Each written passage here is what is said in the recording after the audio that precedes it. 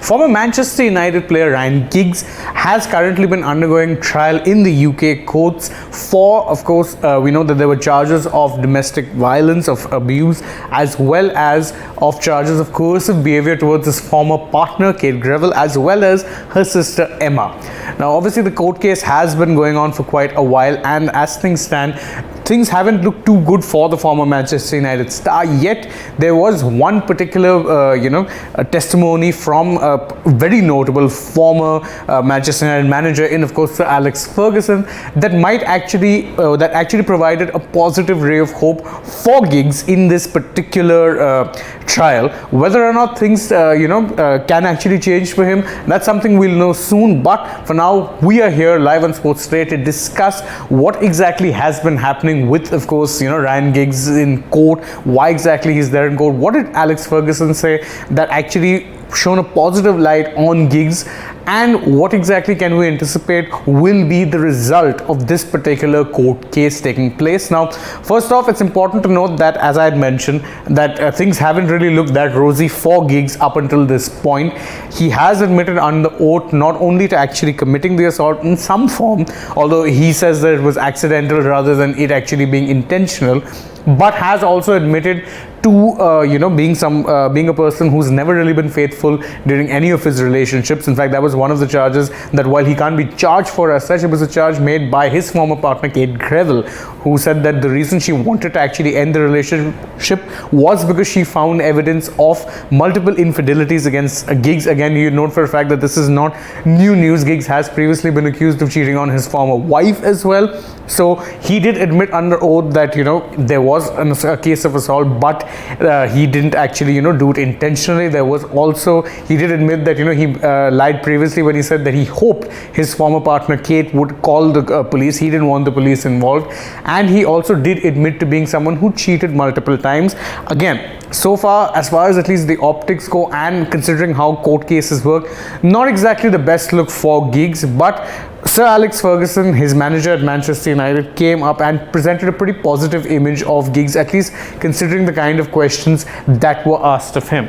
So Sir Alex Ferguson first said very clearly, and this is something that he used in defense of Giggs in terms of the kind of professionalism and a positive attitude and the good temperament. By the way, that's a very important word here, because Sir Alex Ferguson said that he never saw Giggs lose his temper ever. And to further cite that, he also said, and this is the core, he said that I would use Ryan Giggs as an example in the dressing room when I wanted to give certain when I wanted to pass on a message. So if I wanted to be harsh towards certain players, I would use Ryan as that example. I would use Ryan to pass on my message. And in his own words, he's saying sometimes he got the sharp end of my tongue. Ferguson went on to further elaborate, saying that this was something that he knew he could do, because he knew that everyone in the dressing room looked up to Giggs as an example. And they also said that the entire dressing room would think that if Ryan Giggs can take this sort of behavior from Ferguson, then we all can take it. Now, obviously, this does provide an interesting insight into the kind of managerial methods that Ferguson used.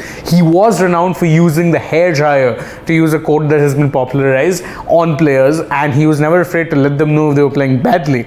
He did say that he used Giggs as an example more often than not, because Giggs was someone who never lost his temper. He never really said anything back, and that is why he felt confident in actually using Giggs as an example if he wanted to get a message across.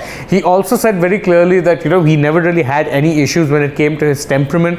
He added that he thought at least that Giggs had a fantastic temperament, at least whenever they used to be spending time together. But Ferguson did admit that he did sometimes see that Ryan Giggs would be bringing around certain of his quote-unquote female friends at times. He did admit that. Despite that, he never said anything about, or he at least said that he didn't have any innate knowledge of what Giggs was exactly up to. But he did also go on to say that he's never really seen any issues in terms of temperament when it comes to Giggs, and in fact he did say that he had a quote-unquote fantastic temperament.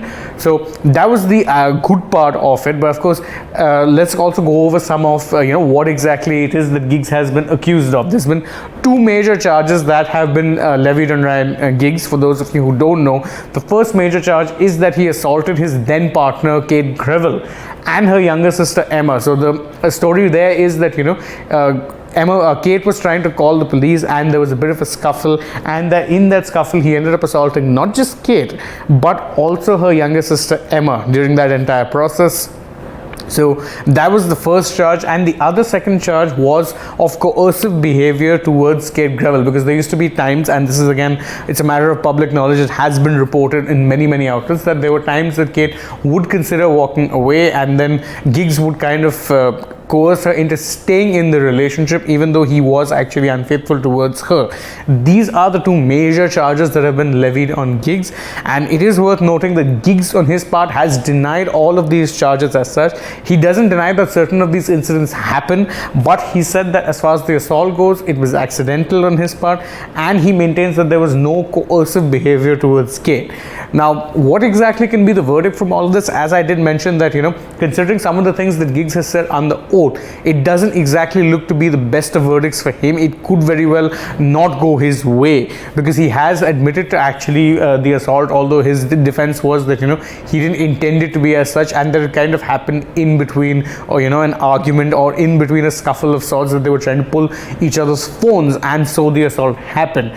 Will the jury believe that? Will the judges believe that? We don't know that for sure, because again, the case has been on trial for over 10 days now, and they will be resuming the trial for this on Monday. But again, the hope at least is that whether it be on Tuesday or Wednesday, the jury will deliberate on what the verdict could be, but we don't know for that for sure yet. It could possibly extend into, right now it's in the second week, maybe it goes into the third week, we don't know that for sure.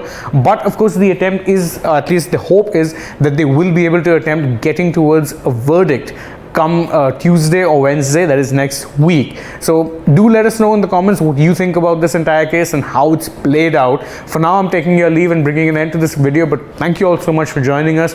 Please don't forget to like the video, share it with your friends, subscribe to the channel if you haven't already, and also tap the bell icon so you know when it is we're going live or also uploading a new video for you guys. Also, don't forget to follow us on Facebook, Instagram and Twitter. Last but not least, download the AajTak app for more such breaking news updates on this, as well as from every other important sporting event happening around the world. As always, I've been Shane Reyes. I thank you for joining me, and I'll see you all again very soon. Bye bye for now.